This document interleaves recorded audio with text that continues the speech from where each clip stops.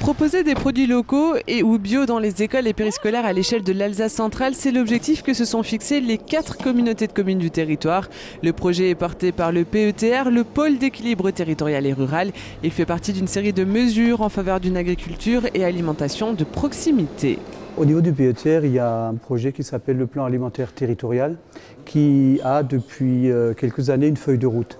Alors dans la feuille de route, il y a bien sûr le fait de s'engager dans une restauration scolaire durable, de développer une culture alimentaire également, créer des filières de proximité durable au niveau du monde agricole, des maraîchers par exemple, et de maintenir, de développer localement une agriculture durable qui permette à chacun de vivre de son travail.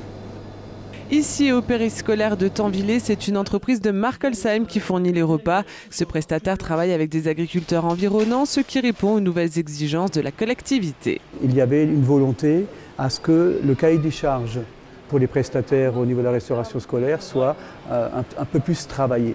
Et donc on a travaillé dans le cadre du PAT avec les 4 communautés de communes.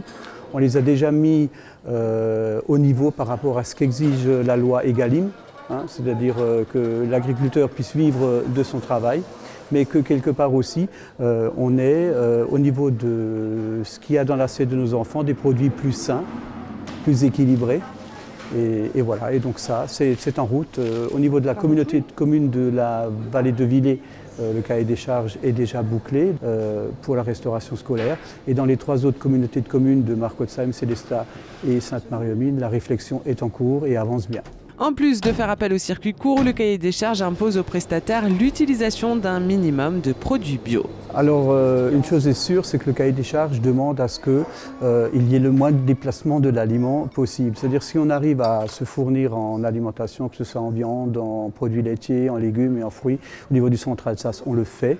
Et de toute façon, le cahier des charges précise qu'il faut aussi qu'il y ait 50% d'aliments qui proviennent d'une production de haute qualité environnementale et en plus de 20% de bio. Ça, les 20% de bio, c'est le minimum. Ce projet d'alimentation inclut aussi une portée pédagogique. Dans le cahier des charges, on propose aussi aux prestataires, mais également à la MJC qui est le porteur au niveau restauration scolaire, de développer l'éducation au goût des enfants pour qu'ils apprécient des mets qu'ils ne mangent peut-être pas à la maison et également une alimentation équilibrée. La rédaction des cahiers des charges pour les restaurants scolaires des autres communautés de communes d'Alsace centrale seront bouclées d'ici la fin de l'année.